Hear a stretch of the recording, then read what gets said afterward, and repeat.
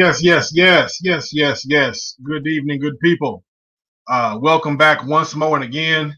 It's your main man, Andy Brown, your life coach, your author, your confidant, your friend, your host for this here broadcast. And I'm excited to go back and give folks another good 90 minutes of great education, good conversation, so we can dive into something extra splendid tonight. Shout out to all the people who are watching and they paid their phone bill on time this month. I know some of y'all been getting those alerts like, hey, you know to do, and you're kind of stalling on your dollars, but it's okay. It's okay. You made it through. You're gonna do some things differently. I'm in the studio, man. I'm having some fun tonight. I'm excited about the progress of the show, what's been going on. If you're tuning in for the very first time, I definitely appreciate it. And if you've been here before, please continue to tell friends, tell family members, tell people who you know and that they would enjoy this particular broadcast of the Online Happy Hour. I'm your main man, Andy Brown. You can follow me on different social media platforms, Twitter, Facebook right here, YouTube, Instagram by the same handle, Andy Brown Speaks. You'll be able to see me. And if you want to chime in and call in and give some good game tonight, you can do so. You have paid that phone bill. It is 847-47-iLife, 847-474-5433 is the call-in number. We're going to have some fun. I'm going to talk about some great things. We're going to talk about some stuff that matters. And we are really going to dive in and find resolution on topics that matter most to us in our society. A lot of times you're going to hear people weigh in and just want to bicker. But we got enough of that. Got enough of those platforms to continue to do that. Here, I've been encouraged to provide resolution, to introduce change, and to put a plan of action together for change. So that's what we're going to do. We're going to do it. I got some different ways that people can also learn about what you all are doing. So if you are a business owner and you have the opportunity to talk about what it is that you're doing with your business, with the holidays coming up, I know that you are interested in people purchasing items from you. How can they learn more about you? Well, there's an audience here that would definitely embrace what you're doing, and we can talk about that. Follow me, hit me up via email, Andy Brown Speaks. You can hit me up on my social media platform. You can also hit me up at my email address. We can give that to you.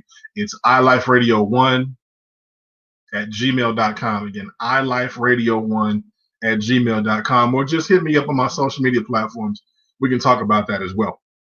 So we heard some things last night that struck some nerves, that was very entertaining, and also raised a few eyebrows about what's going on with the state of our country, with the debate last night, the vice presidential debate. And honestly, man, I don't recall any other time in history where what the vice president had to say meant so much to the American people. But it happened. And a lot of things transpired. I mean, the phone was ringing off the hook. People were watching. Social media platforms were blowing up. I'm going to talk about that also. And I had the chance to listen very closely to a few things that caught my attention. And I'm pretty sure you all heard some stuff that caught yours and what you saw as well. And maybe, just maybe, we can discuss those things tonight. So without further ado, the thoughts and ideas displayed tonight on the Online Happy Hour do not reflect those on many social media platforms. But what it does reflect are those who are willing to chime in, discuss, talk to us, and give their good game and insight about tonight's topic as we talk about the great debaters. What's next? The debate was on, man. It was on and popping. We saw Democratic vice presidential nominee Kamala Harris, and we saw current Vice President Mike Pence go at it on the debate platform. Now, we're going to talk about a little bit about how that moderator could have handled things. Democratic Vice Presidential nominee Kamala Harris, what she did and did not do. Vice President Mike Pence, what he did and did not do. We're going to talk about that fly that came buzzing through there. That's crazy. And we're also going to talk about some of the things that I agree with, what I disagreed with, and some things that we missed that happened along that debate. We got to keep our eyes on some things, and also what's next. What's going to happen next? The debate is over.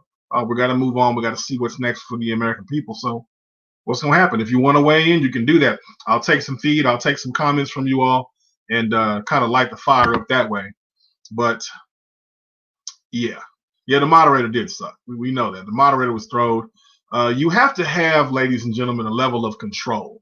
So if we're going to talk about the moderator up front, I mean, she knew what to expect.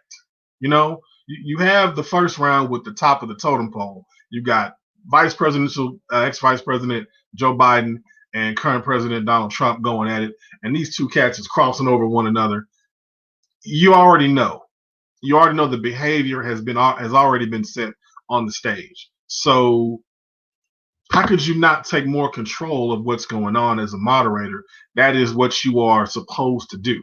That is your call. That is your title. And you don't just sit there and just let them do that. No, maintain a level of control. So that in itself, because the moderator did not set the proper tone, did not do the proper follow through, and just kind of let them go over their time. Now, here's the thing. If you know that you tell them that you only got a certain amount of time to talk, then own that, because they have to respect your time. Constantly, you would see Vice President Mike Pence reach up and continue talking. She was like, well, Mr. Vice President, Mr. Vice President, Mr. Vice President, and he would continue going on. Ma'am, you have no control. None whatsoever. And I know that you want to keep the peace. You probably want to vote for him, as it stands where he is, because you may show a little bit of favoritism here and there. And I did see favoritism. Favoritism was displayed. Give me 1 second. Favoritism was displayed. So what you have to do is maintain control. You have to keep that level of control and set the expectations and make it fair across the board. You don't want to have a situation where you're giving one nominee the opportunity to speak longer than the other, because you have vice presidential Democratic nominee Kamala Harris making statements like, I would like to have the same amount of time as Vice President Pence. You don't have to say things like that if you got control of the situation. I mean, if you know what's going on and you can abruptly say, hey, your time is up. Thank you for what you had to say. We're going to move on to the next topic. Because you, ma'am, are operating on the time allowed by the clock, by the American people, and the time allowed for that debate. So if you allow people to continue to run over, number one, they're playing you. There's no level of respect for what you're doing in your profession. And you're also going to have people who just continue to blurt out things to really just take advantage of what somebody else is not doing. And that is having their level of control. So all that has to take place. As a moderator, you've got to do this. If you're hosting a show, such as I am, you have to be able to control the flow of people. You will lose that so often, man. And come on, it is not very beneficial to continue that in that manner. That's not cool. Not cool at all. And I mean, we could have had some other profile people to maintain that and handle that. I would personally love to see Shannon Sharpe get in there and maintain that level of control. The brothers, if you haven't seen him on his podcast with Skip Bayless, Undisputed, man, Shannon holds it down. I don't care what you say. This is not racially driven or racially persuaded, but he holds it down. He maintains control. Even though he's not the host of the show, the brother maintains control.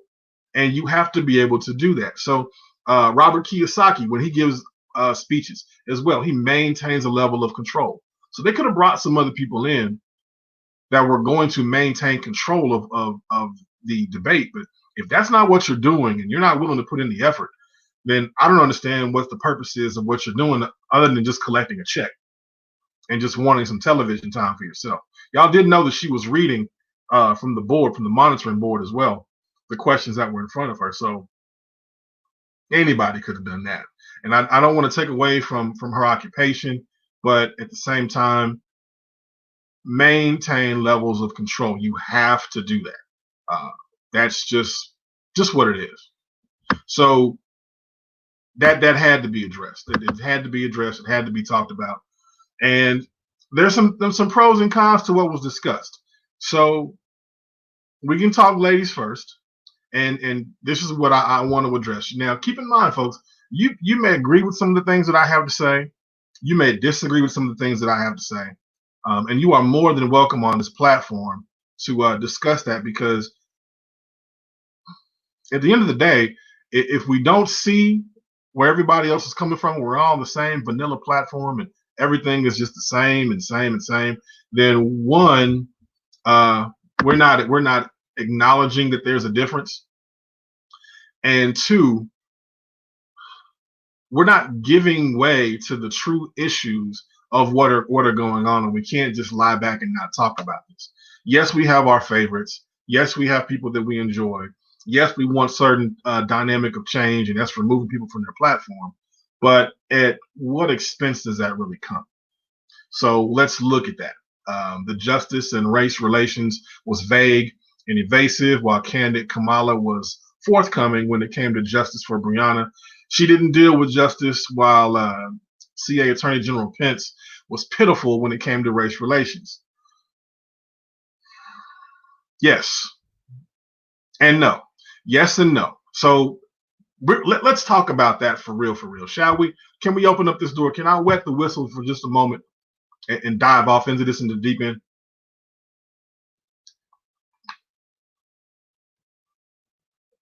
Race relations were big on this.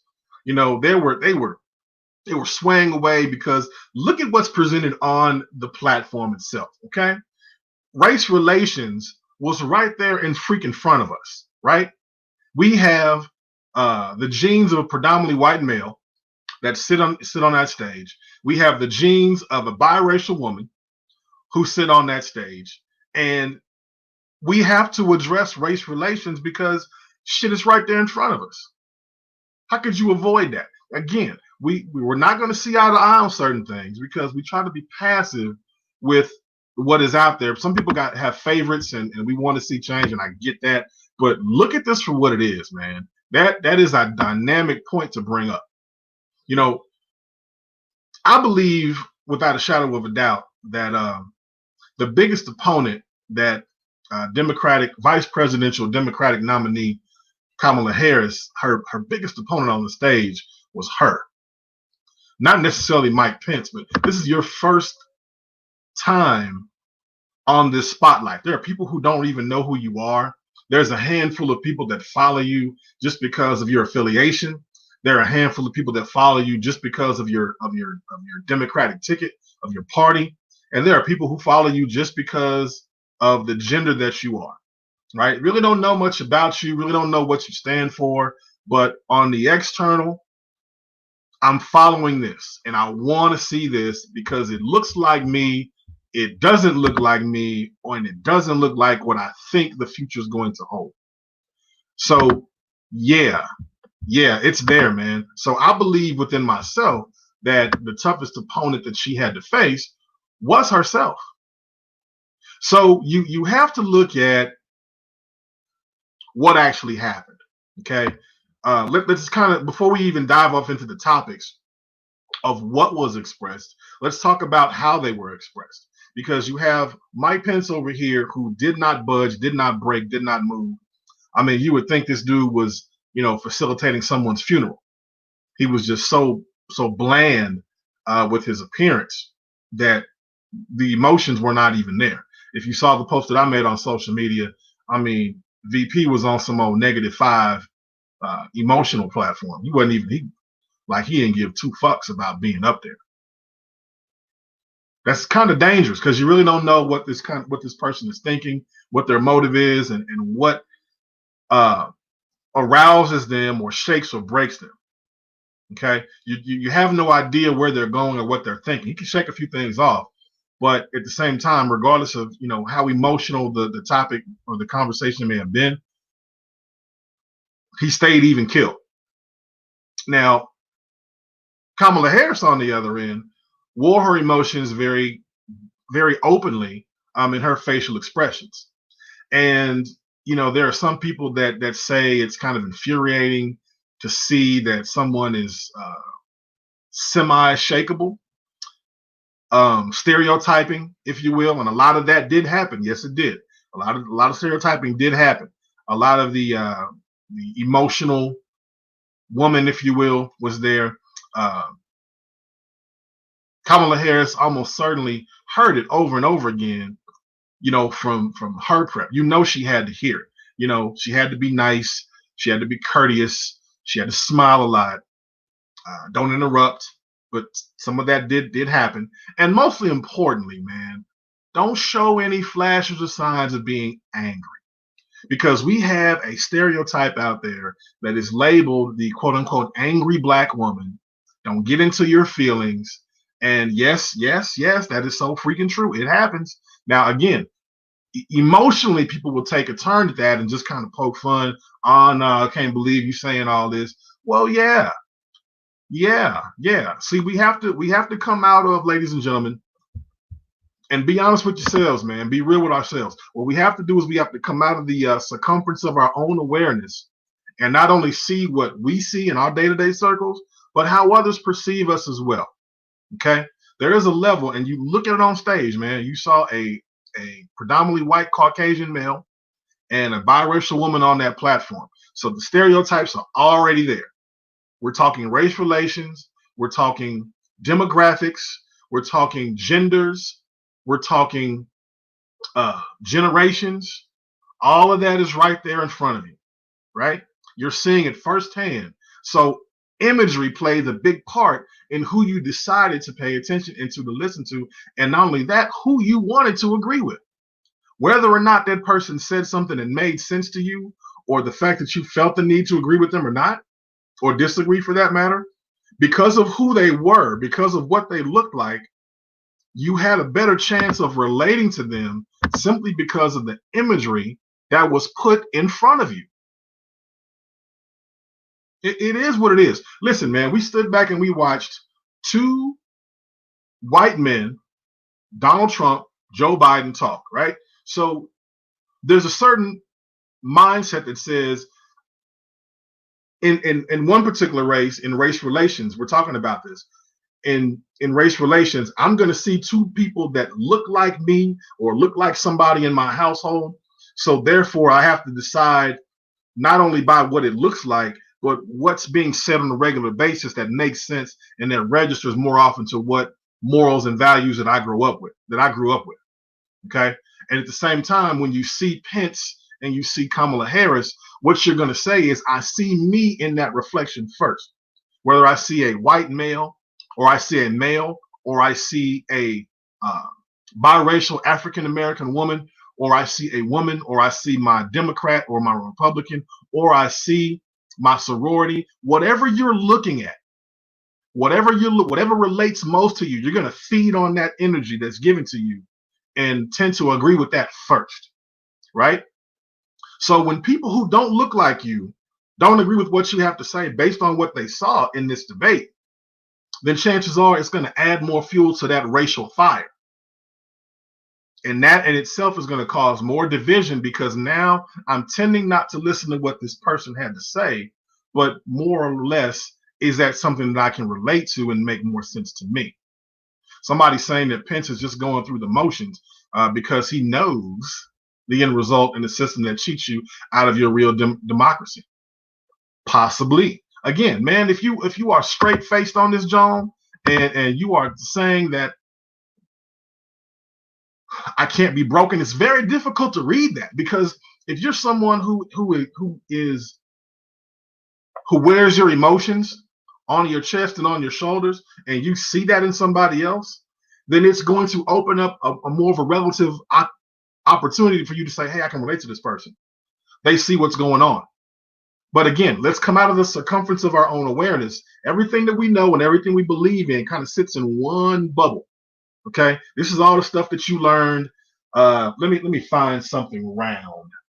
Don't have anything round right now, but just kind of take, for example, this right here that's in my hands. Right, you have something right here. This is everything that you've been taught your entire life. Everything that you've grown to know in your 20 and 30 and 40 and 50 and 60 years of living, everything that you know, right? This is what you know, and this is what you feel, what you taste, what you hear. It's all right here, everything that you grew up with. But then there's a whole nother world outside of what's going on that people either are going to tend to or know a little bit differently than you do. So they're going to see it from a different perspective. And if we see these, and race is big, race is a big, big, big issue. We talked about and we saw what the emotions or lack thereof, and we talked about listen to what they had to say about Breonna Taylor. That in itself was like, oh, come on, man, are you for real? Because there are some people that said, the question was asked by the moderator, was justice served for Breonna Taylor, right? Two different people, two different platforms. You have your Democrats, you have your Republican, you have your man, you have your woman, you have people who look like you and who don't look like you, some who can relate, some who can't, right? So you're asking two differences in people to look at the exact same thing, and they're going to give you something totally different. Your bottom line is this is a life that was taken away from someone. Okay, was justice served by law? Yes. By emotion? Absolutely not. You took someone's life, an innocent life for that matter. And I'm going to dive off into this a little bit more because that's really sitting key to me. That's an emotional thing that sits key with me. I'm going to talk about this a little bit later on in the show. But look at where that's going. That in itself caused a bit of division as we were watching the debate, because VP Mike Pence has stated justice was served. Ouch, man. I mean, come on, dude. If this is what you're saying, that an innocent life was taken, and then we have somebody that comes back and backtracks, same guy that comes back and backtracks and says again that we our hearts go out to the American people. Well, that is an American person. And if your hearts go out to them, how could justice have been served? Man, like, no. I did not agree with that. I did not agree with that at all. Like, that doesn't win with me. It doesn't matter, ladies and gentlemen, how we feel emotionally at times, because if we look at the law of the land and the law says that justice was served, then you're going by what the law dictates, not necessarily the emotion. And that's where we have to look at church and state and have the great divide. We're talking about the great debaters. What's next? So who do we look at? What do we do on a different platform to talk about that? Because there's a next step with that. Senator Kamala Harris, or let me correct it, say it correctly. Democratic vice presidential nominee Kamala Harris said that she agreed at the time for when the question was asked by the moderator, was justice served for the case for Breonna Taylor? She said no. Again, that's an emotional deal, man. Somebody lost their life. So I agree with what she had to say about that. Absolutely. It weighs in a whole different measurement and a whole different platform when you have to make a decision on not only who you're going to stand behind when it's time to vote, but what's going to make sense to you as a human being when issues of life come up. Now, we talk about life as a whole altogether. There was a time where they were discussing abortion, and it was Mike Pence said he's pro-life. He's all about life. Okay, but we didn't choose Breonna Taylor. There's a whole nother level to dealing with abortion when we discuss that. And we have Democratic vice presidential nominee Kamala Harris and her stand as, leave that up to the young lady because it's her body. Again, emotional. But when we look at what abortion really is, ladies and gentlemen, abortion without a shadow of a doubt, is about preserving race relations. You have to look at where abortion clinics are. You have to look at uh, what the abortion does, who goes to abortion clinics most frequently, and what's the benefit of actually someone having an abortion. There is a benefit to that. Yes, it is. 847 47 iLife is the call-in number. Come on and give me some game on this. What are your thoughts? What are you thinking about? What do you want to share about that? Because I want to open up this whole thing. The great debaters. What's next? As we talk about what happened last night with Vice President Mike Pence and Democratic Vice Presidential nominee Kamala Harris. You got to say it all. It's like all one word, like a pimp named Slickback, or the Green Bay Packers of Lambeau Field. It's all one title. So Democratic Vice Presidential nominee Kamala Harris. It all has to flow like that. So yeah. Abortion is one big thing. I agreed with what Mike Pence had to say on that platform. I wasn't really too keen on what Democratic Vice Presidential nominee Kamala Harris had to say about abortion. Again, I'm not a woman. I don't know what that feeling is to go through the pain or whatever happens during an abortion, which you have to go through. But you have to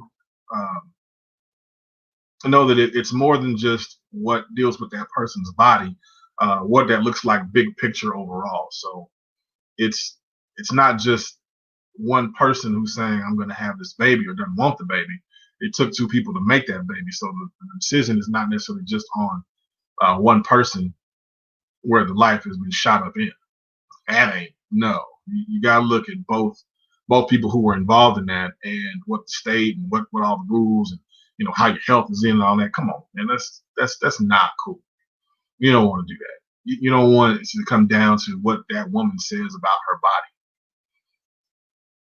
Nah, it shouldn't even take it that far, man. That is not.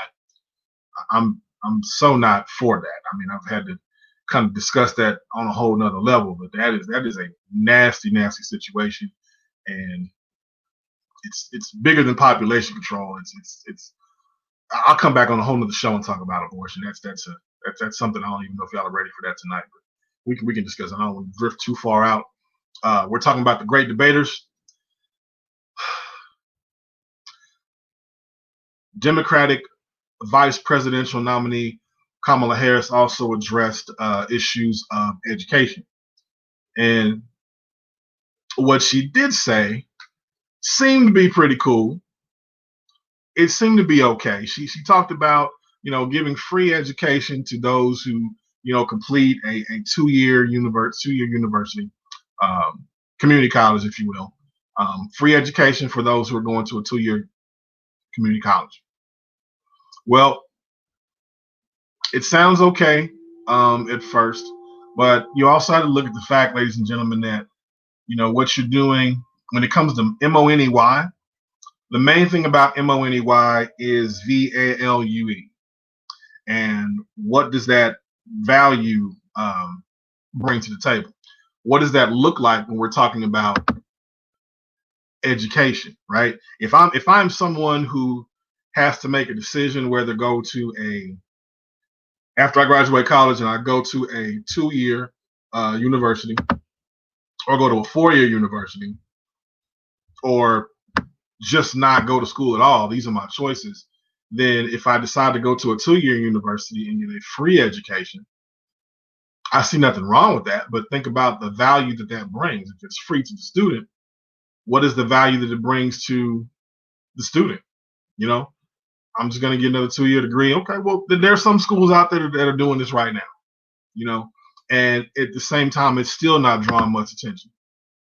People are still like, oh, okay, cool. I can go to a 2-year university or 2-year school and get this associate's degree. Then what? The value of what we're doing now in our society is still not saying that is going to be necessary. It's going to be keen. I don't get that, and I'm not saying there's anything wrong with it. I'm just not all the way in favor of what that stands for. So when we talk about different things and we're talking about race relations of education, I didn't quite agree with what Democratic Vice Presidential nominee Kamala Harris had to say on that. That's not something that you want to lead with when you're trying to show the free world, free America, anybody else who's watching, that's something where they should stand behind you. It's kind of already in motion, but you're still downplaying um, the level of education on what that really is. So I'm not feeling the vibe on that all the way as well. So we can discuss that, talk about this and more. Yeah, has to be done that way. 847 47 I Life is a calling number. I'd love to hear from you on this. Talk about this. Let me kind of scroll through. I'm getting a few text messages. People are just chiming in. What are the things that are being said right here tonight, man? Hold on. You need to take better control of this show and how it operates here. Got to do that from now on. Okay. Let's leave that up there as it is so I can see, kind of get a better grip on what's going on here and really talk about this. So let's dive into this a little bit more. About a third of the way through the show, and we're talking about the great debaters. So let's look at this aspect of it in discussing race relations and come back to it, because that is really key. Ladies first. Let's start with what the obvious, okay? So Kamala Harris had pretty much, you can kind of tell she had mostly they were taking notes, but you could tell for the most part she was scripted. Okay, there were some things that she was saying that she had to be sure to get out and talk about and hit those topics. And there's nothing wrong with that. But what you don't want to happen is on your very first debate on this platform is you don't want to be caught off guard. And I liken the way that she, carried the smile. She carried herself very well. However, there's a part of that people are saying, well, she gave a lot of black woman attitude.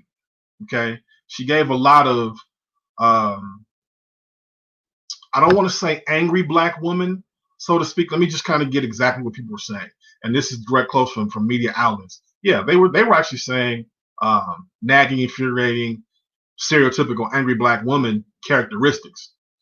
The head roll, the eyes roll. You saw some of the memes that were put out there, like a black mom would do this, and it's funny. It got the jokes and everything, but what you also want to look at, man, is she had a very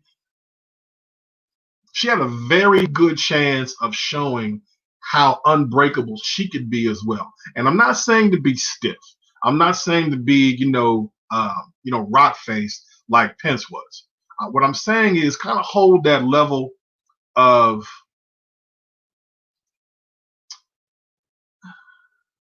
you have to see that you're being carried on multiple forms here. Okay, so what you have to look at, ladies and gentlemen, is you have a platform in which you're being presented to the world for the very first time. Somebody seeing you, right? If you've never been the only person in the room of your race, of your gender, of your age group, or your whatever demographic, then you know that is extra special attention that's going to be looked at you from all different angles, right? So you have to put on best face, not just your makeup, not just what you're wearing, but you have to show that you're a little bit unbreakable, and that you are different and you were chosen for a reason. Now, what are you saying, Andy? Are you saying that she was clowning? Absolutely not. But what I am saying is you have to have people are seeing you for the very first time. They don't know who you are. Okay. So they don't know who you are, what you have to offer. And if you give any level of stereotypical nuances, then that could be a turnoff for other people who are looking for your vote and to see what you're going to do, how you handle pressure. And if we're on a bigger stage, we're talking about world events, and we're giving sass. How does that look on a global level? if you had to address other people in other nations who don't speak your same language, who don't receive or give the vibe back with the same level of sass and level of vigor and the facial expressions and emotions that were carried on that way. Again, this is bigger picture, folks. We have to see this for what it is. And a lot of times we just kind of get out of the way of that because it's relative to the circumference of our own awareness. And it looks good. And Sister Girl was doing her thing. And I'm pretty sure some of y'all wanted to snap some fingers and give her all the woo-ha and all that kind of stuff. Yeah, it's cool. But look at what you're doing on a bigger platform. Look at what you're representing on a bigger platform. Let me take this all the way back to the 1940s. And I'll give you the example best I can of Jackie Robinson, right? You have Jackie Robinson on a platform that played in the Negro League for many years before he was called up by Branch Rickey to play for the Brooklyn Dodgers. Now, if I'm going to call this man up because I believe in his talent, I believe in what they're doing, I believe that you're going to be, you may not be the most talented, but you're the right person for the job at the right time. And if I pull you up and I say, hey, man, I pulled you up to be different and to take something a little bit differently, and he came up there with a little bit more, sass, a little shimmy at the plate, or, talked back to the pitcher and gave a little extra, then that probably wouldn't hold well for the, other thousands of people who didn't know who Jackie Robinson was. Yeah. So if you look at it again, coming out of the circumference of our own awareness, what we see right now looks like us. It's good for us. It makes sense for us because we right here on this platform embrace it. But what does that look like to people who don't know who this person is, who have not seen or cannot relate to your sorority or cannot relate to your ethnicity or do not choose not to relate to your Democratic Party? Because what you're showing them is, oh, those Dems look this way. They're taking it to another level. But is it going to be something that I can say, you know what, I'm willingly going to change my party and support this young lady? Mike Pence even brought something up, and he talked about how, as a prosecutor in the state of California, Kamala Harris locked up a lot of black men. That wasn't, she had to be prepared for that because it was coming. And the stance that Kamala Harris and Joe Biden stand on for levels of lobbying of gun control right now. So you have to take the platform and say, hey, I'm choosing not to do this, and give a reason why, because people are looking at you in a certain way. Not necessarily just because you're a woman, not necessarily just because you what your past is, but what are you going to represent now that you've been on this platform? Okay. Here's what that looks like altogether. You're on a whole different level. Let me fold this back to where we are in a working environment, not on a presidential level, but let me bring that back to a level of customer service or a level of genuinity in retail, right? So you're working with your peers and you all come in and you're in a call center environment and all of you all work the same shift. And all of a sudden, somebody gets pulled up to become a team lead, right? You become a team lead, and you have to do a little bit more work, a little extra, but you're still cool with your crew. Y'all still having lunch, y'all still hanging out, and y'all still doing things together because they still see you as a peer, right? They still see you as a peer at that level. But now you decided that you want to move up in the company and you want to take your game to a whole nother level, and now you're sitting months on end at the vice presidential level or senior supervisor or district manager level. Well, you're probably not going to be doing the same things you used to do at that level that you were at. There's going to be a little bit of a change because you are a little bit different in this role, right? So you have to kind of adjust and move a little bit differently because now you're associating with people who don't look like you, who don't know you, right? Who are not familiar with you. And it has nothing to do necessarily with what you look like or your gender or your weight, or how long you've been with the company. they have seen you now representing here because you were referred and you were brought in because something about you was different. Not to say that you're not relative, but something about you was different. Now, do you carry yourself the same way? And I get people are going to say, hey, man, I don't change. And I get that, but you're going to evolve into a different role and you're going to move in a different way and you're going to see things with a different light. So you have to be able to open up and have a bit of change. You have to do that. I mean, look at that in and of itself, man. See it for what it is. Yeah. Somebody said to me, really, those same people negative about Kamala's demeanor are the same ones that romanticize white culture. All those stereotypes are out the door when they elected Donald Trump, a worldwide embarrassment in the media. Go check out Joe and Meghan Kane on The View. I've seen them. Let's deal with the issues instead of trying to throw unmerited stereotypes. If we're going to talk race relations, we have to talk stereotypes. Nothing wrong with that at all. You have to do it. So if we're looking at the same thing with, Vice President Mike Pence, dude is unbroken. I mean, if you don't know where he's coming from or what stance to take, I don't even know if I can trust that, because you told 2, maybe 3 bold-faced lies in front of us, right there where we couldn't even see it. Yeah, it had to happen, because that was part of what the questions were, right? That was part of what we were looking at when we were talking about these race relations. You're changing the whole dynamic of who you are and adjusting to the people that are on the same platform, right? You can represent your country, you can represent your people, but there's something about you that's a little bit different that has to be carried in a different way. We can see this for what it is, folks. I mean, talk to me about this. Call in, hit me up. I love the information that we're getting. And continue to share this, because this is real. Throw some thumbs up, man. Give me some hearts, or give me some thumbs down if you agree or disagree. This is real shit.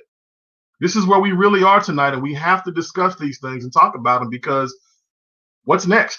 When we're talking about the great debaters, what are we expecting to see next? We talked about some Mike Pence, right? We talked about Mike Pence up there and wasn't really giving too much headway. I mean, the lies were there, and not only talking about the lies were there, but the flies were there. We can go there tonight. We can talk about that nasty ass fly.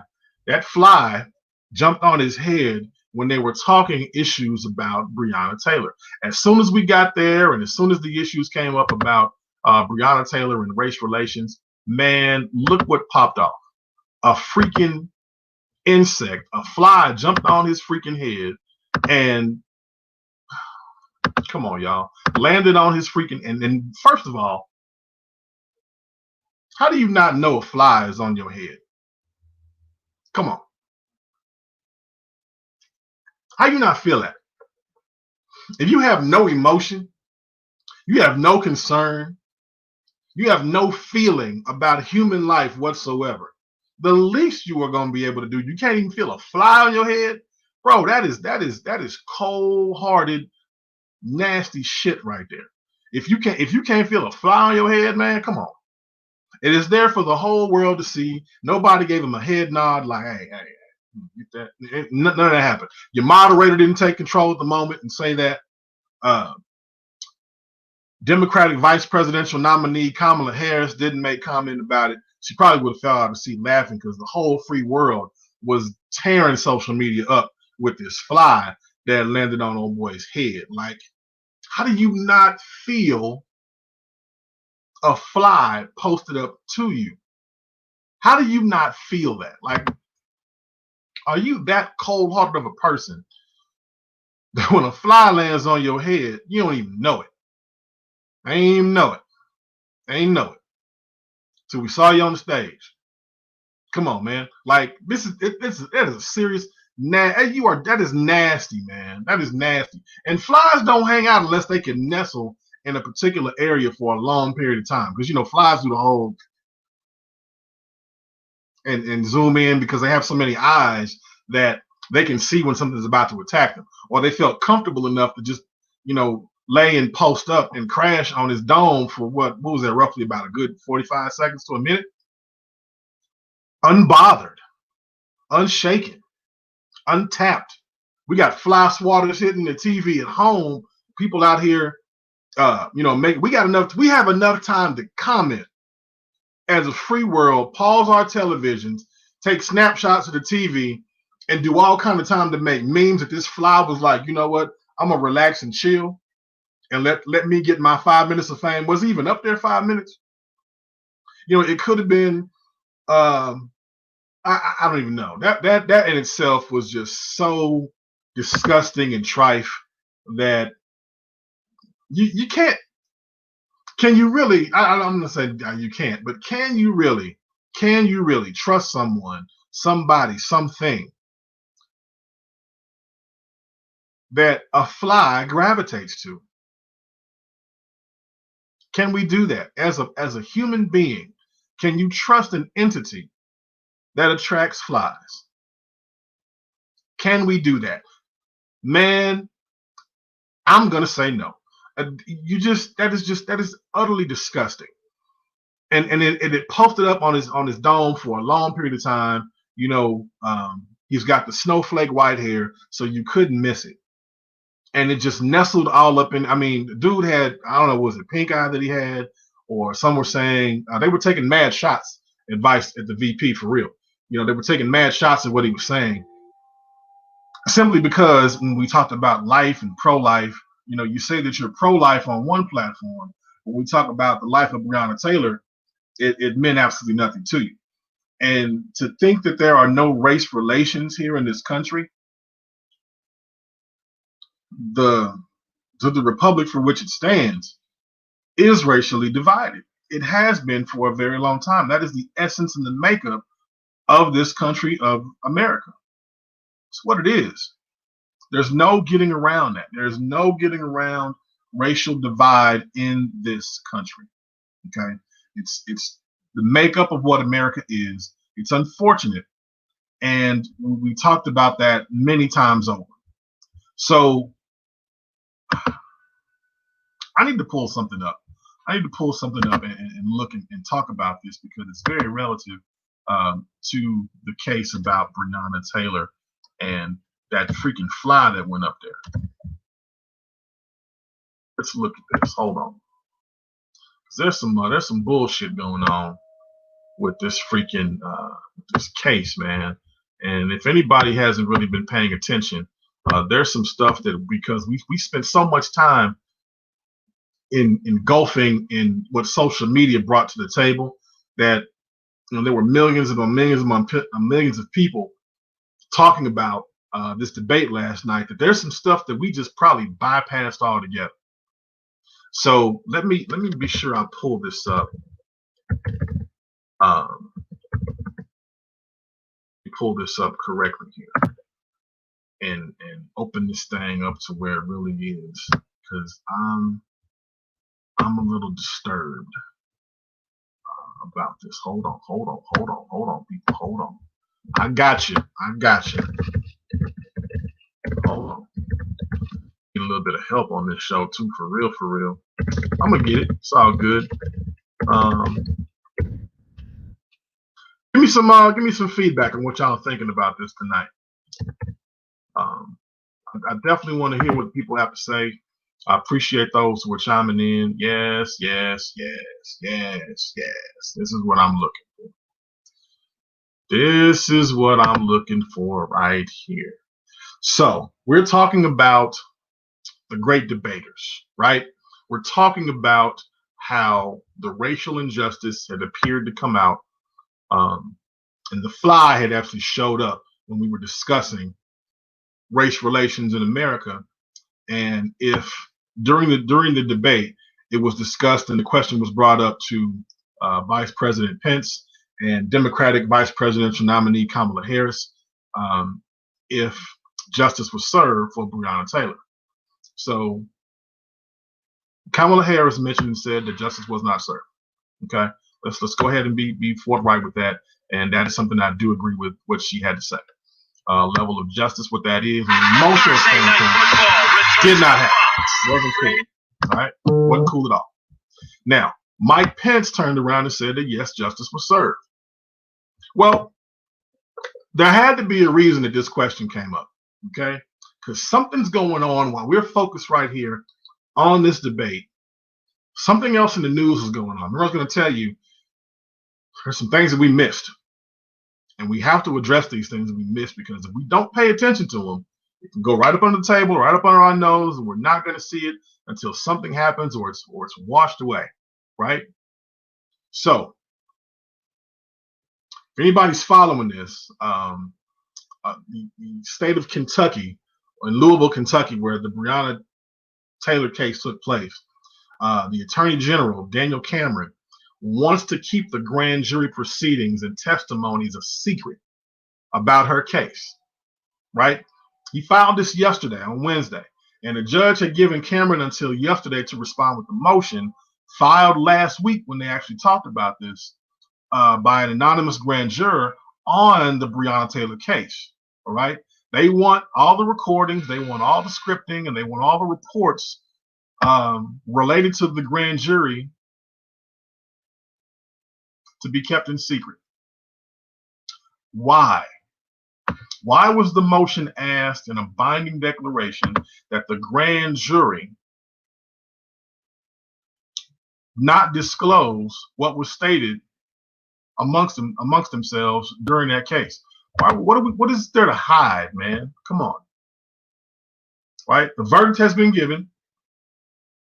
The grand jury has made their statement, but we're talking about a young lady who was shot and killed by the police in her home during a drug raid that went bad, right? She's innocent. They found no drugs. A young, innocent black woman's life was taken. And the Attorney General, a black man, wearing my fraternity letters, Phi Beta Sigma Fraternity Incorporated, wants to keep this on the hush, wants to keep the proceedings and the testimony a secret. Why? What's going on with that? Like we got all of our energy channeled into this debate to hear what they have to say, while lo and behold, all the way in the background, they don't want us to know something about this case. So something is going on, folks, and it's bigger than this debate. Okay, it's bigger than what they had to say, bigger than what was going on. I'm concerned. I'm very, very, very, very, very much concerned. And that is a bad situation to be in, man. What's good, fam? How y'all doing? Continue to reach out, man. Continue to share what's going on this platform each and every Tuesday and Thursday. I'm going to be in attendance. I hope you will too. Right here, giving it to you real, giving it to you 100 on the online happy hour. You can continue to follow me. Hit me up on the inbox. Hit me up on the chat. Send me a text message, or even call into the show, 847-47-iLife. Again, 847-474-5433. So something's going on there. We're not really seeing everything that's playing into what this country's doing. Listen, we've got weeks left before it's time to actually have this election. Okay? So put your thinking caps on, folks. Do not continue to let this level of this media play a distraction to us. We have to pay attention, and I know so many times over that we can easily be distracted by things that are going on in the world, in the marketplace, in society, and especially on social media. You've heard me say so many times before that generally when a new concern comes out or a new disease comes out, something political is hitting the country, fast food restaurants will throw something new on the menu to keep us distracted. A new television show will hit the mainstream audience. The buzz will go on. We'll see stuff with professional sports because people are looking to distract you, to keep you from seeing what's really going on. And if that is not an eye-opening topic, that you have an attorney general who says, I don't want those files to get out for the grand jury of an innocent black woman that was killed and murdered by the police, and we're not convicted? Dude, are you for real? We're talking about the great debaters. What's next? What's next? What are we looking at on the next level, the next plateau? Right? I'm gonna talk about that in just a minute. But I want to let you know what you can understand what comes up next with this show. So each and every Tuesday, right? I'm gonna hit you with real game. I'm gonna hit you with real topics. I'm gonna be 100 with you at all times because it's what we deserve. All right. The weather is changing. The seasons are changing. Stevie Wonder said it best. Time knew to move on since the beginning, and the seasons know exactly when to change. So we have to be able to pick up and see exactly what's going on and do not get distracted by things that are going on around us, to pay attention to our environment, to realize that there's more to pay attention to than the circumference of our own awareness.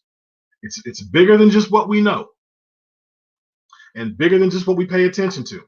The peripheral vision has to kick in, or people are going to slide stuff right by you and not even thoroughly pay attention. Okay. The government is notorious for this. I think it was Calvin Coolidge who, during his election, was coming up for re-election, and during Christmas, what year was that? I can't recall what year that was. During his election, the powers that be came to him and said that what we're going to do is we're going to enforce the federal government to come in and help make decisions. And the Federal Reserve, yeah, he sold his soul, sold his election to continue to be nominated for presidency, but lost presidential power to the powers that be. It was more about Federal Reserve, it was more about money and moving credit and moving lines as opposed to what the people had to say. So when people are just in an uproar about change and about dynamics and the opportunity of consumption, that the bells and whistles and all the flashy stuff is in front of us, it's usually when things begin to happen. And we have to keep our eyes open, man. You have somebody here that wants to keep their eyes open and wants to see things and bring it back to the forefront, because it's easy to get distracted, man. It is so easy, to hear something and you turn around. We do it all the time. Like, look, we can do this right now. I've seen this happen so many times over. We can be talking about something so serious and something that matters very much to our community, and all somebody has to do or say is, well, is Jordan better than LeBron? And now we got a whole different uproar and a tiffy in trying to find, meaningless stats that are going to justify who was better, Jordan or LeBron. It doesn't really matter. Doesn't really matter, man. They're playing two different eras. They're not even playing each other. And come on, man. Nah. Stay focused, folks. We gotta stay key. And listen, we're gonna have fun. We're gonna be real. We're gonna be 100. But we deserve America, social media, people. We deserve a platform to be 100 with us at all times. If we are in a generation of people saying that we have fake news, and we have a generation that's not believing or non-trusting the people that we're going to elect to lead our country on so many different facets, we're coming up and we're saying we don't trust you, but I'm gonna vote for you anyway because it's the lesser of two evils. What the hell are we really doing with our life and our lifestyles? We got to take advantage. I'm giving you the opportunity right here on this platform to promote your business, to talk about what you're doing. We're going to grow this network. We're going to grow this platform and introduce and bring on other people who have things to say, have things to talk about that not only matter to them, but can also benefit and help you where you are in your life, in your walk, and where you need to be, and where you're going. I've heard people talk about different things about weight loss and how to balance their diets and how to take better control of their health. I've heard people talk about how to, take advantage of the COVID season and make more money than they've ever made before, working for themselves and working out of the comfort of their own home. I've heard people talk about investing in different entities that are not necessarily stock related, but are bringing in hundreds of thousands of dollars in a different level. And I've also heard people talk about, increasing their lines of credit, um, still, consuming, buying land and property, businesses, and really taking their whole phase of what they want to do to a whole different level. So it's here. There's a certain platform in news that's not going to give you that, and they don't want to. They don't want to keep you mentally healthy. They don't want to keep you physically healthy. They don't want to keep you enlightened. They'll definitely keep you entertained. Most definitely keep you entertained because they know that right then and there, you're going to stay engaged with drama. You're going to stay engaged with foolishness. You're going to stay engaged with things that do not really increase you and make you better, but just keep your attention. And if we stay away from the focus, when you see those great debaters, what's next? All right. We gave an hour and a half of our time to them to expect something when really, in all honesty, man, a fly took all the attention. So what is the next thing that people are doing? What are we going to see next? Let's talk about that. The next thing, now that the debate is over, now that we have an idea of who Kamala Harris is and, what Vice President Mike Pence had to say. And even though talking over somebody, what I gathered from him was that if you're going to talk over me in this platform and not respect the moderator, can you be somebody that I trust when it comes to, world affairs? Are you going to be rude to world leaders in different platforms to say that you're going to carry yourself in that manner? And this is something we have to look at. If we're putting blame on other countries like China and Russia and Yugoslavia and whatever things we're talking about, that are we going to be able to trust you to know that you have our best interests? Because if you're okay with talking over someone just to get a point across, does that mean you're going to be someone who's willing to listen? And on the other side, on the Democratic ticket, if I'm observing that you are wearing your emotions on your sleeve with someone that does not necessarily speak your language, can I really trust that if I say something that offends you, that you won't react or respond in a certain way, that you're going to give me your emotion and tell me directly how you feel about me or how you feel about my situation and wear it on your face? Got to stand up, be a little bit stronger than that.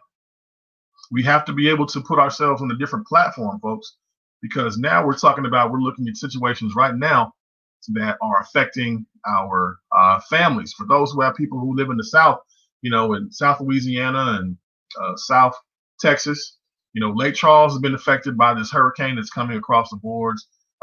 New Orleans is being affected. Some parts of Texas, some parts of Arkansas. It's moving steadfast. So what are we doing to address and help the people who look like us or may not look like us, who don't come from the same Republican Party or Democratic Party? Are we going to be able to reach out and help them? Or are we going to say, you know what, they don't look like me and I don't give a damn what goes on with them as long as my house ain't affected?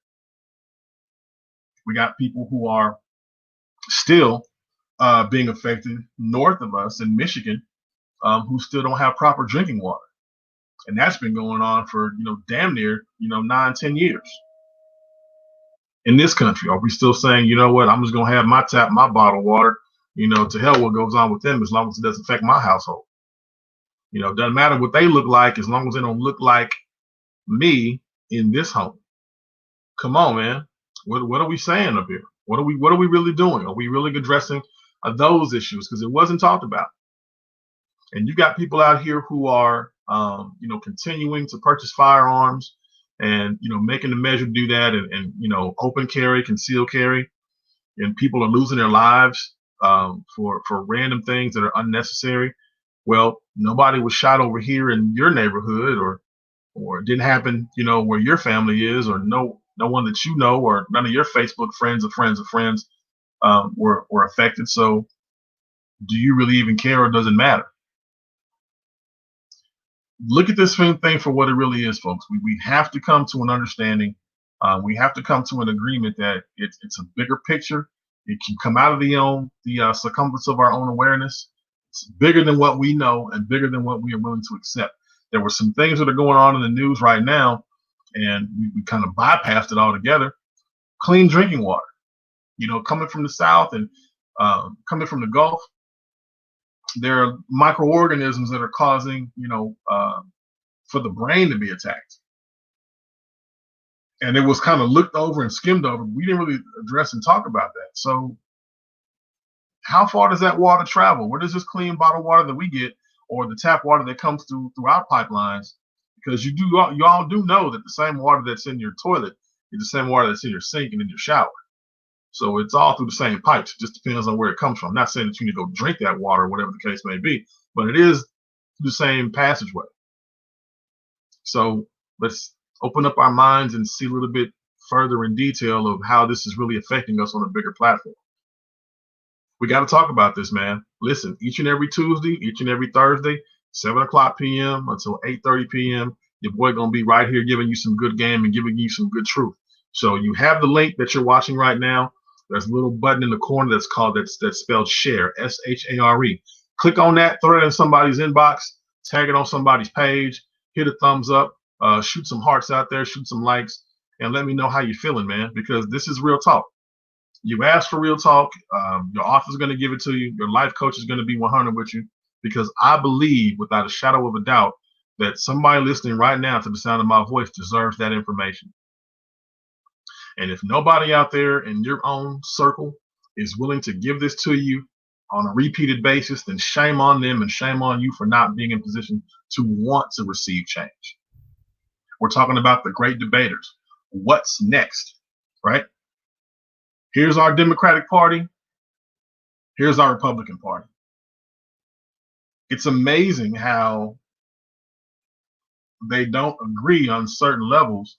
But what I really want to know is, and this was a question that wasn't brought up, what if you lose? What are you going to do differently in your life as somebody who, if you are a vice president who didn't win, are you going to go back to the state of Indiana? Are you, Senator Harris or Kamala Harris, going to go back to California? You've done some great things at different levels. So what is it that you're going to do if you lose? Would you continue to make motions to go against what the winning party wants to accomplish? Or are you going to, step back and say, you know what, y'all can have it. You got it. No big thing. If we all support one another, it's all love, homie. I got you. It's all PC over here. Nah. What's all that about? What are we going to do next level? What are you going to do if you happen to lose? If Mike Pence can say all these positive things and he can, without a shadow of a doubt, believe everything that he's saying about what's going on with President Donald Trump, then can I trust you, man? Because if you're telling me in this state where we're in right now that we're opening up and we're giving more jobs to more American people, man, nah. There's no way you can sit up here and tell me that you're giving more jobs to the American people and you have people still wanting to collect stimulus checks and be in position to try to still pay bills because they're still unemployed. It doesn't match. It doesn't balance out. That's logic. That is just pure freaking logic. That is cause and effect. If I have more jobs, my crime rate goes down, my economy is thriving, and my cities, my industries, my economy is thriving and booming, right? Unemployment rate would be lower. But you're going to tell the free world that we're doing a better job than any other president because we're giving more jobs. But how can that be possible if we're looking and passing out more stimulus checks? There's no balance in that. And if you got somebody that's willing to stand by that and say that openly to the American people and to people who aren't even watching this, who can see this on other platforms as well. Flavor Flav once said, man, no, can't trust it. 847-474-5433 is the call-in number. I'm shedding some light tonight. I'm being 100 with you because I think and I know that you all deserve it.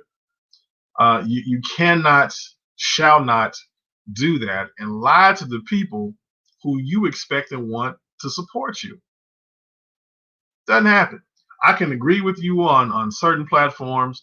I can disagree with you on other platforms. What I'm not going to do is stand here and allow you to lie to me, knowing without a shadow of a doubt that you want my support. On either way, man, you cannot do that and expect people to want to support what you're doing. So you're putting blame on other countries and saying, well, China's the cause of this thing. And we heard the president speak tonight as well, talking about, or not tonight, earlier today, talking about his drug or thing that he took today to make him feel better. They're probably going to try to pass on the entire United States. So get ready for that because he said it's free. He's going to give it to everybody. He's probably already given it to everybody, including our food and our whatever. It's going to be put out there to be safe. But think about this. You have folks that are saying, what's next? What are we going to do next? And I remember a time 4 years ago when people were saying, excuse me, when we hear the great debaters, new president's going to come into play, or the same one's going to come into play and hold that seat in the White House. So you've heard people say that if Trump were to be elected president, then we leave in the country, right? 70 to 80% of y'all didn't make a move. You fell on some times, you got stuck, you just stayed in the house and you vented on social media, but you didn't leave the country. Well, there are people who are looking at this situation now and they're saying, I'm out. I'm not passing go. I'm not collecting $200. I don't even want my $1,200 stimulus check. I'm out. I'm leaving the country. There is an actual black pilgrimage that's going on that people of color you've heard people say, why don't you just go back to Africa? They're going back to Africa. They're actually moving and leaving the United States to take citizenship in other countries because they don't want this anymore. They have said enough is enough.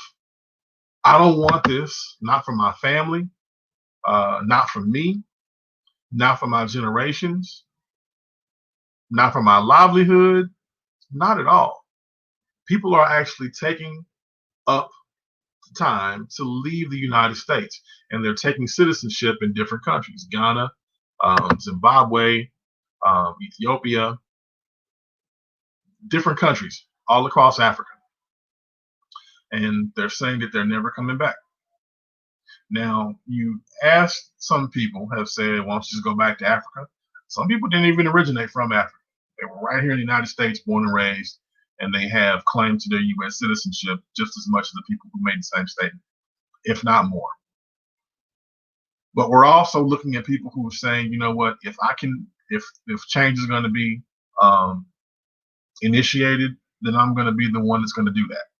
I'm going to be the one that says I'm going to step forward and move on and take what I have with me and start anew, live a different life, away from the drama, away from the madness, and away from being labeled and ridiculed and talked about and made to feel uncomfortable in multiple places that they don't feel comfortable or been welcomed. It's an entirely different look and it's an entirely different eye-opening situation to say, you know what, there's a pilgrimage going on. Do you want to be a part of it? Listen, there are some people who aren't willing to, change the furniture in their own house, let alone change their own atmosphere to move somewhere else. So think about the pilgrimage that's going on. People are saying, look, I'm done. I ain't gonna do it no more. I'm going over to where the resources are natural. The food is natural, the minerals are natural, the wealth is natural, and I look and feel more like the people that embrace my melanin and my skin tone rather than people who criticize it and want to cause issue just based on the color of my skin and the products that I need for everyday existence and don't want to welcome me into their society or their neighborhood. You don't have to continue to do that. So what is next? If you are fully through with America, people are leaving. They're getting up and they're getting out. And I know that sounds foreign. Listen, like I told you at the beginning of the show, I know that sounds foreign. I know that is not probably what you expected to hear, but there are people who are saying, I'm done. And they are taking it. Look it up yourself, man. It's called, the African or the black pilgrimage. It's called the Black Pilgrimage.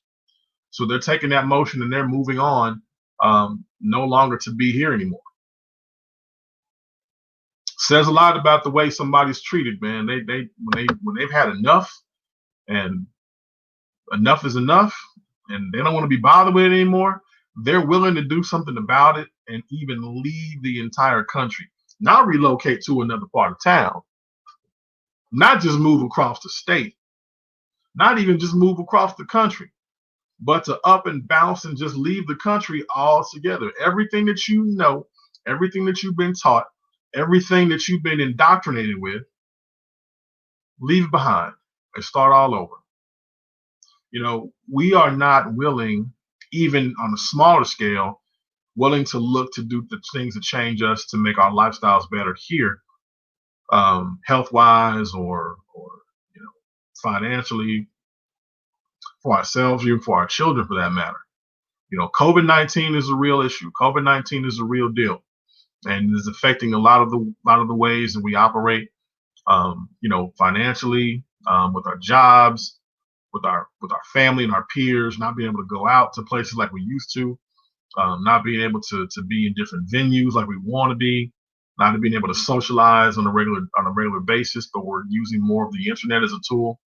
So if they can use the internet where they are in another country, and not be ridiculed or talked about, laughed at, put down, shamed, having to worry about, police brutality, having to worry about injustice, or how people see you or treat you, it's an option for many. And they are considering that because they want better. They're going to not only depend on the government to take control and lead them to a better promised land, but to do it for themselves. And there was a period this time in this country where people did that themselves. They said, you know what, I'm not staying in the South. I'm moving up north. I'm riding this Underground Railroad, or I'm taking my freedom, putting it on the shelf and moving on somewhere else. Because right here where I am, and this mindset is going to keep me stuck and keep me a prisoner in my own neighborhood, in my own atmosphere, in my own surroundings. Then I need to just totally do a refresh, a recharge, and a change. So they may not have access to a boat, but they got access to their legs and their feet and maybe a couple, 3 or 4 apples, and they're going to move on to a better life for their family and a better life for their upbringing and a better life for the next generation. Is there somebody out there willing to do the same thing? Are you willing to take control of your life, or do you expect the government to continue to give you the handout that you need to maintain your level of living or what you think is comfortable or what you believe might be the best for you? Not everybody's going to encourage you to do better for yourself.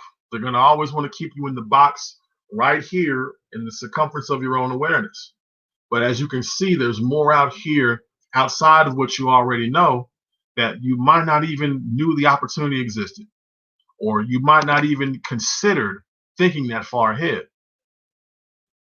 Well, expand your circle, man. Expand your resources. Use this tool as the internet to reach out and provide for your own self.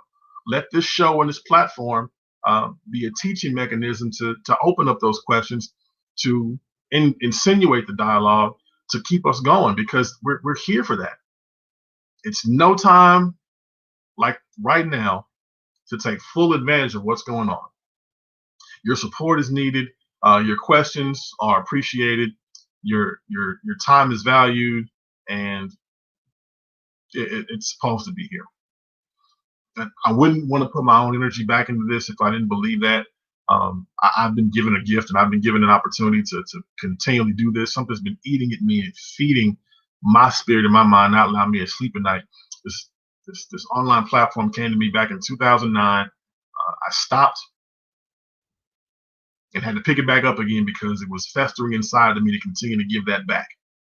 And there's a reason for that, not to be famous and not to be flashy and not to just try to be around a whole bunch of people and have super celebrity status. You'll get certain things that come along with the territory, but you have to be mindful to watch and receive what's been put in your spirit and what you need to do for your society, the legacy that you can truly live. So do it for when it's for a bigger purpose, folks. You'll see the benefits and you'll see it all come out to manifestation. I'm living witness. I'm living proof. So second chances have been given. Talking about the great debaters. What's next? What's next is us to go ahead and get it in, man. And I'm encouraging you to continue to do that. Get it in. Log in with me each and every Tuesday, each and every Thursday, right here on this platform, and talk some real good game. We have time for you all to find out where it is that you need to vote. By the time we come back on the air next Tuesday, chime in with me and let me know where you're voting at, and what are the pros and cons of people around you said that they're not voting. We can talk about that. We can talk about much, much more. But I'm going to open up some dialogue in the group for the online happy hour to talk about, voting. Is it necessary? Is it not necessary? And there's no wrong answers in that, because if you don't feel as if your vote counts or matters, then that's how you feel, and you will not be judged because of that. But there are people out there to say, hey, man, my vote's going to count wherever I am, whatever I'm doing. If it doesn't match your driver's license or doesn't match where you're currently living, you're still impacting somebody in the residence in the area that you once called home. So consider that. Consider what's going on, man. It's bigger than us. It's bigger than you where you are. And we have to come out of the circumference of our own awareness to see the bigger picture. So again, I encourage you to tell somebody else, man. Thank you for making time for us right here on this platform. We talked about the great debaters. What's next? The next move, I think, is to find out a little bit more about your local officials. It's not just about Pence. It's not just about Harris. It's not just about Biden. It's not just about Trump. It's about you, what you deem necessary, and what you need to have the best life afforded to you where you are in this season and in this hour. So on behalf of everybody that chimed in, I want to say thank you for making time. Thank you for giving some insight. Thank you for sharing your thoughts and ideas. And also thank you for being a part of this growing platform. As always, you make the show what it is. And please do me a favor. When we come back on Tuesday, please do me a favor. Tell 3 more people to tune in with you on Tuesday as we talk about another wonderful topic right here live. Get it in with good game on the online happy hour with your main man, Andy Brown. I'm loving it. I'm living a good life. I feel good. God bless you. I'm out to my friend. Good night. And I'm gone. Peace. Let's talk about it. I'm Mr. Baby. You've been working all week. It's just 9 to 5. So won't you join me in my happy hour? It's Sunday, baby. So stress